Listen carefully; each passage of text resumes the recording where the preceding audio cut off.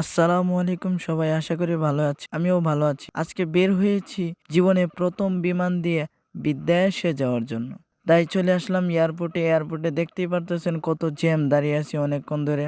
আর ভালো লাগতেছে না এই ঠেলাঠেলি। তারপরেও অনেক সবার সাথে বিদায় নিয়ে চলে যেতে চাইতেছি। তাই অনেকে দেখা যাচ্ছে কষ্ট পাচ্ছে, আমারও কষ্ট হচ্ছে সবাইকে রেখে চলে যেতে। কিন্তু কিছু করার নেই, যেতেই হবে যেহেতু। তো সেখানে কষ্ট পাওয়ার কি আর আছে। তো আবার লাইনে দাঁড়িয়ে গেলাম।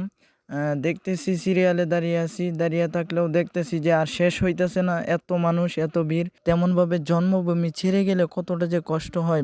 ফাইনালি বিমানের কাছেই চলে আসলাম। এখন বিমানে উঠবো। বন্ধু বান্ধবদেরকে নিয়ে কিছুটা সেলফিশ টাইপে আর কি ভিডিও নিতেছি। ওই যে ওদেরকে দেখতেই পারতেছেন। বিমান দিয়ে উঠতে গেলে আনন্দ লাগতেছে। তারপরে কি করলাম, বিমানের দিকে উঠে যাচ্ছি।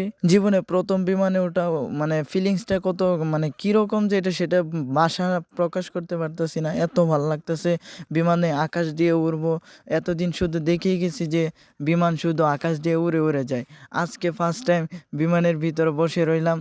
কি যে ভাল লাগতেছে, মনে মনে ভাবতেছি কি বলবো বোঝানোর মতো না, কি যে বলবো বোঝানোর মতো না। কিন্তু জানালার পাশে সিটটা পাইলাম না, তার পাশে আরেকজন আছে। তারপরেও কি আর বলবো, ক্যামেরাটা বারবার অন করতেছি, নিজেকে দেখতেছি।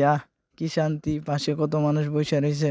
এটা ভাবতে ভাবতে বিমান উড়া দিছে। বিমান উড়া দেওয়ার পর এখন চাইতেছি যে জানালা দিয়ে একটা ভিডিও করবো। তাই ভাবলাম যে জানালার পাশে নিয়ে ফোনটা, জানালার পাশে নিয়ে কোনো রকমভাবে একটা ভিডিও করতেছি আকাশটার। শুধু আকাশে দেখছি, ফোনে অনেক ভিডিও দেখছি যে মানুষ এভাবে ভিডিও করে, কিন্তু আজকে এভাবে ভিডিও করলাম।